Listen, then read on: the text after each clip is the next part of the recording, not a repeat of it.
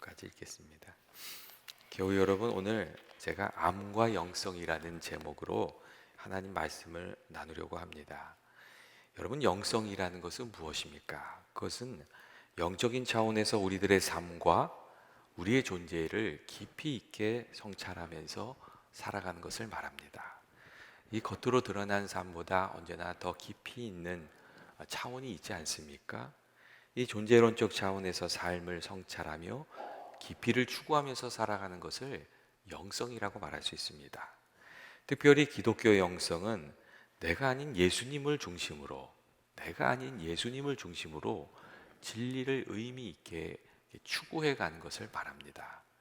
예수님은 하나님의 자기 계시이시고, 그렇기 때문에 우리가 예수님을 만남으로 하나님을 만나고 또 예수님을 통해서 하나님을 알아가게 됩니다. 이사야서 11장 9절 말씀을 보면 예수님께서 이 땅에 오시면 하나님을 아는 지식이 온 땅에 가득할 것이라고 그렇게 말씀해 주고 있습니다. 물이 바다 덮음같이 여호와를 아는 지식이 세상에 충만할 것이라고 여러분 그렇게 말씀해 주고 있습니다. 예수님을 통해서 우리가 하나님을 알게 되고 또 예수님의 말씀을 통하여 하나님의 뜻과 하나님의 길을 우리가 알게 되기 때문입니다. 그리고 우리가 하나님을 알게 되면 우리 자신을 또 잘 알게 됩니다. 하나님의 말씀에 비추어서 나의 진면목을 알 수 있기 때문에 그렇습니다. 그렇기 때문에 하나님을 알아가는 것은 우리의 존재를 깊이 성찰해가며 살아가는 영성의 핵심적인 부분이라고 이렇게 말씀드릴 수가 있습니다. 만약 우리가 예수님을 따른다고 하면서도 하나님이 어떤 분이신지 알지 못하고 그 뜻을 헤아리지 않고 하나님 말씀이 어떤 것인지 제대로 알지 못하고 그렇게 살아가면 참 믿음의 삶을 살기가 어렵습니다. 예전에 많이 나눴던 농담 중에 이런 것이 있어요. 어느 날 목사님 한 분이 주일학교 학생들이 얼마나 성경을 잘 알고 있는가 해가지고 이제 주일학교에 간 거예요. 그래서 이제 아이를 하나 붙들어 놓고 물어봤대요. 야, 너는 왜 여리고성이 무너졌는지 아니? 그랬더니 목사님, 그건 제가 한 것이 아니에요. 그랬대잖아요. 그러니까 목사님이 너무 황당해가지고 그 선생님을 찾아간 거예요. 그래가지고 아니 내가 그렇게 그랬더니 걔가 절대로 내가 안 했다고 그러면서 도망갔다고. 그랬더니 그 선생님이 하시는 말씀이 목사님, 그 아이는 착한 아이니까 다시 물어보면 자기가 했다고 그럴 겁니다. 이렇게 얘기했다는 거예요. 그러니까 목사님이 점점 더 예, 이렇게 마음이 답답해지잖아요. 그래갖고 이 주일학교 부장님을 찾아간 거예요. 그래가지고 있었던 일을 다 얘기했더니 그 부장 선생님이 이렇게 얘기하더래요. 여리고성이 무너져야 하는지 아닌지는 잘 모르겠지만 그렇게 중요한 문제라면 당회에 얘기해서 빨리 고치도록 하지요. 그렇게 얘기했다는 얘기가 있습니다. 여러분 무슨 얘기겠어요? 교회를 다니는 사람들 중에도 하나님의 말씀을 잘 모르고 교회 다니는 사람, 예수 믿는 사람들이 많이 있다는 얘기를 풍자적으로 얘기하고 있는 것이죠. 오늘날 우리가 살아가는 시대는 산업화와 정보화 시대로 옮겨가면서 엄청나게 지식의 양이 늘어나게 되었습니다. 상상할 수도 없는 정보의 양이 이 컴퓨터와 인터넷에 흘러다니고 있어요. 그렇기 때문에 우리가 인터넷을 정보의 바다라고 하잖아요. 이 매 10년마다 축적되는 지식의 양이 그 전에 인류가 살았던 전체 기간 동안 쌓아온 지식의 양보다 많이 있대요. 지식이 폭발적으로 늘어가는 이제 시대를 살아가고 있어요. 그런데 문제는 이 지식들이 참 지식인가 하는 것에 여러분 있습니다. 현대에는 이렇게 해라 저렇게 해라 하는 그 노하우가 많이 나와요. 그런데 정말 무엇을 알아야 하는지, 우리 인생이 정말 참되게 되기 위해서 무엇을 알아야 하는지 노와시 없어요. 그리고 이것을 알아야 한다는 노와시 있는 경우는 있는데 그것을 또 왜 알아야 하는지 노와이가 없는 경우가 많습니다. 여러분 사람들이 지식이 힘이고 지식이 능력이다 그렇게 말을 해요. 그런데 참 인생을 진리로 이끌고 복되게 만드는 참 지식이 없다는 것이 언제나 문제입니다. 그래서 세상이 점점 어지러워져 가는 것이고 사람들이 참 행복을 누리지 못하고 늘 부족한 마음으로 살아가고 있는 겁니다. 세상적으로 부러움을 많이 사는 이들이 갑자기 이게 목숨을 끊는 경우들이 있잖아요. 여러분 왜 그런 거겠어요? 그 인생을 지탱할 만한 것이 그의 내면에 존재하지 않았던 것이거든요. 그래서 이 흔들리다가 넘어지는 거예요. 우리 삶에는 여러분 꼭 필요한 실존적인 지식이 있습니다.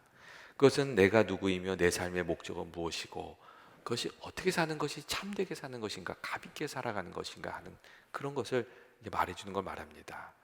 그리고 이 실존적인 지식은 하나님만이 우리에게 주실 수 있는 그런 지식입니다. 우리가 믿고 의지하면서 살아가는 과학은 우리에게 여러 가지 알려주지만 내가 누구인지, 내 삶이 무엇인지, 내 목적이 무엇인지, 그리고 어떻게 사는 것이 값지게 살아가는 것인지 삶의 의미를 묻는 질문에는 과학이 대답을 해주지 못합니다.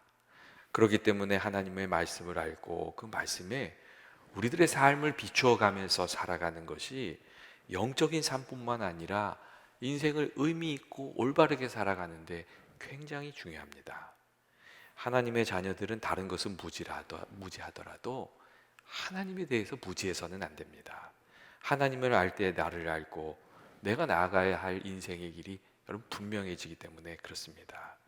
그래서 잠언의 저자는 거룩한 자를 아는 것이 지혜요 명철이라고 그렇게 말해주고 있습니다. 근데 오늘날 세상 지식은 많아지는데 하나님을 깊이 있게 아는 사람들이 점점 없어지고 이게 아마 바쁘게 살아가기 때문인 것 같아요.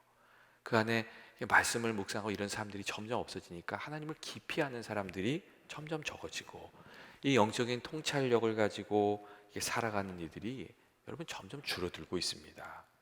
우리가 어떻게 해야 하나님을 만나고 하나님에 대한 참된 지식을 가지고 여러분 살아갈 수 있겠습니까? 그렇게 하려면 늘 하나님의 말씀을 가까이 하면서 우리가 살아야 됩니다. 우리가 말씀을 읽는 중에 하나님을 만나고 또 말씀을 통해서 하나님이 우리에게 들려주시는 그 음성을 들으면서 우리가 살아야 되는 것이죠. 우리가 성경을 가까이 하며 살면 어느 순간 하나님이 깨달아지고 삶이 명쾌해지고 그리고 그 뜻이 분별되는 것을 우리가 분별력을 가지고 살아가게 되는 것을 알게 됩니다. 또한 우리가 하나님을 만나고 이 하나님에 대한 참 지식을 가지고 살아가려면 정말 우리가 예수님을 나의 구주로 모시고 또 예수님의 도우심을 구하면서 그렇게 살아야 됩니다. 우리가 예수님을 나의 구주로 모실 때 여러분 어떤 일이 일어납니까? 주님께서 성령을 우리에게 보내주셔서 우리를 가르치시고 인도해 주시고 지켜주시고 돌봐주신 겁니다. 이전에 우리가 깨닫지 못했던 것을 성령의 은혜 가운데 깨닫게 해주시고 우리가 영적인 삶을 살아갈 수 있도록 주님이 성령으로 도우십니다. 우리가 그리고 성령님의 도우심을 받을 때 우리의 삶의 부족함도 깨닫게 되고 하나님의 능력 힘입어서 살아가게 되는 겁니다. 여러분 우리가 성령의 도움 없이 나 자신을 바라보고 하나님을 깨닫고 주의 말씀을 깨닫고 여러분 우리가 그렇게 살아갈 수가 없습니다. 고린도전서 2장 14절 말씀을 보면 그래서 육에 속한 사람은 영적인 것을 알 수 없다고 말하면서 영적인 것은 영적으로 분별하기 때문이라고 그렇게 말씀해 주고 있습니다. 여러분 신학교의 교수가 된다고 해서 그 사람이 거듭남의 체험이 없으면 그가 알고 있는 해박한 지식이 그냥 정보의 차원에 머물러 있는 겁니다. 그냥 지식인 것이죠. 근데 오늘날 신학자 중에도 예수님을 모르는 사람이 너무 많이 있어요. 그냥 지식으로 신앙을 가지고 있는 것이죠. 그리고 그런 사람들은 예수님을 참으로 의지하지도 따르지도 않습니다. 그냥 자기 신념으로 삽니다. 여러분 나쁜 신념으로 사는 것보다는 좋은 신념으로 사는 게 좋지요. 하지만 그것은 그리스도인의 삶이 아닙니다. 그렇기 때문에 오늘 성경의 말씀을 보면 사도 바울이 기도를 해요. 근데 성령의 은혜 가운데 먼저 하나님의 뜻을 좀 깨닫게 해달라고 기도하고 또 말씀대로 순종하면서 살아가는 중에 하나님을 아는 그 지식이 깊어지게 해달라고 기도하고 또 모든 능력을 힘입어 참 믿음의 삶을 살아가게 해달라고 그렇게 기도하는 것을 우리가 알 수가 있습니다. 우리가 하나님 말씀대로 사는 것, 하나님을 알아가는 것은 내 힘만으로는 안 되고 성령의 도우심이 필요한 것이고 또 기도가 밑받침돼야 되는 것이기 때문에 그렇게 기도해 주고 있습니다. 예전에 제가 잘 아는 목사님 한 분이 예수님 만났을 때 간증을 하셨어요. 그분이 아주 오랫동안 모태 신앙으로 사셔서 교회를 아주 모범적으로 이렇게 출석하셨는데 이 하나님을 경험적으로 알고 은혜를 체험하고 그런 경험이 없었던 것 같아요. 그래서 예, 그렇게 기도하셨대요. 하나님, 나도 하나님 좀 잘 알게 해주세요. 그렇게 간절히 기도하셨나 봐요. 근데 어느 날 이 하나님의 은혜를 경험하게 되었는데 하나님의 사랑도 그 은혜도 느껴지면서 한없이 눈물이 나면서 회개가 되더래요. 은혜를 경험하는 순간 자신의 마음도 과거도 살아온 과거도 부끄럽게 느껴지면서 그렇게 한동안 회개 기도를 하셨대요.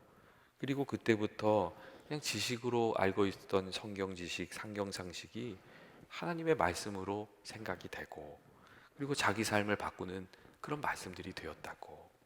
예수님이 정말 나의 주님이 되셨다고 그렇게 이야기를 하셨어요. 예수님이 죽은 것이 그냥 사람들을 위해서 죽은 것이 아니라 나를 위해서 죽으셨구나. 예수님의 말씀이 그냥 사람들에게 주신 말씀이 아니라 내게 주시는 말씀이구나. 그리고 예수님이 그냥 많은 분들의 그 구주가 아니라 나의 참 주님이시구나, 구주시구나. 그렇게 고백하게 되셨다고 그런 이야기를 했습니다.